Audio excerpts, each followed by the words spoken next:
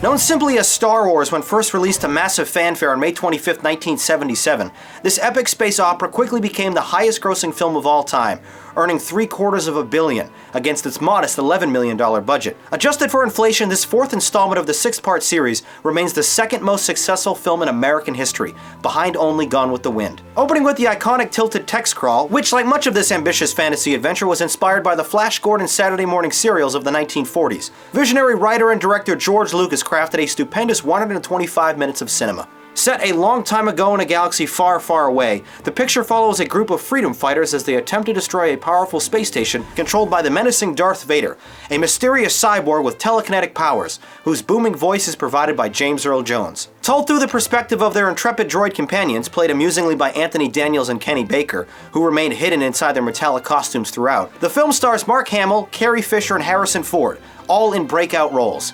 While Hamill is annoying, whiny, and naive, Ford is gruff, sarcastic, and charming, both of them a great foil to Fisher's aggressive yet romantic portrayal of the damsel in distress. Aside from the wise and stoic Sir Alec Guinness featured as a mentor character in a nominated supporting role, much of the acting here is never particularly impressive, perhaps due to the unsubtle dialogue. Many of the film's slower-paced scenes are abruptly bookended by a curious array of transitional wipes that otherwise feel out of place with the steady and traditional filming style. The consequences are heightened when Hamill's character nervously foreshadows, "I have a very bad feeling about this," as the group first approaches the daunting Death Star.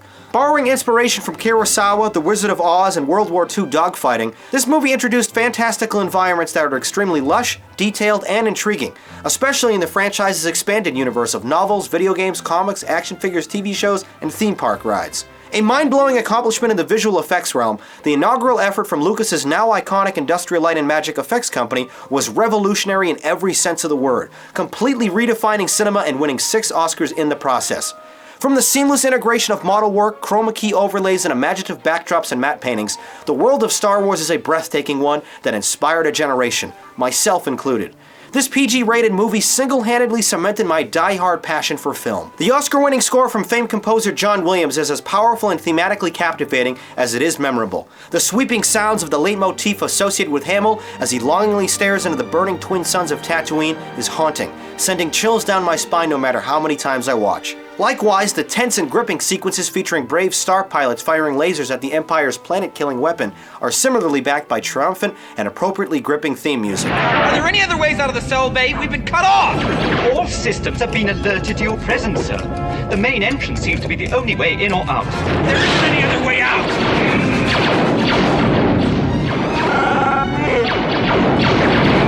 I can't hold off forever.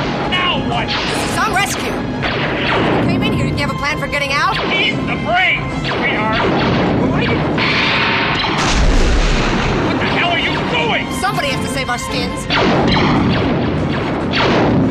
Into the garbage, flyboy! The cheapest looking of the double trilogy, this extremely fun and exciting film still holds up remarkably well today, aided by tune-ups in the form of re-releases along the way. Much has been said about Lucas's constant meddling with his beloved franchise. Even a feature-length documentary chronicles the widespread issues fans have with the changes made to the newer versions. I for one understand George's desire to fix his movies as he sees fit. Many of the cosmetic updates are fine with me. Making Mos Eisley more lively and populated enhances the film. But altering dialogue and including redundant scenes is unnecessary and overzealous. As a kid, this is a monumentally incredible motion picture that makes you want to pick up a stick and pretend you're dueling with lightsabers.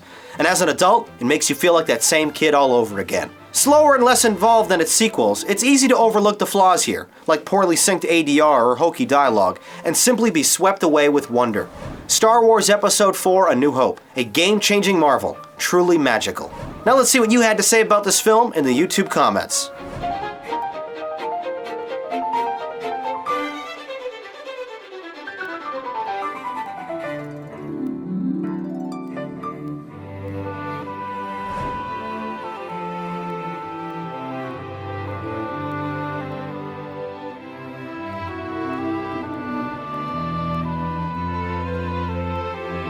Star Wars on the Rate-O-Matic.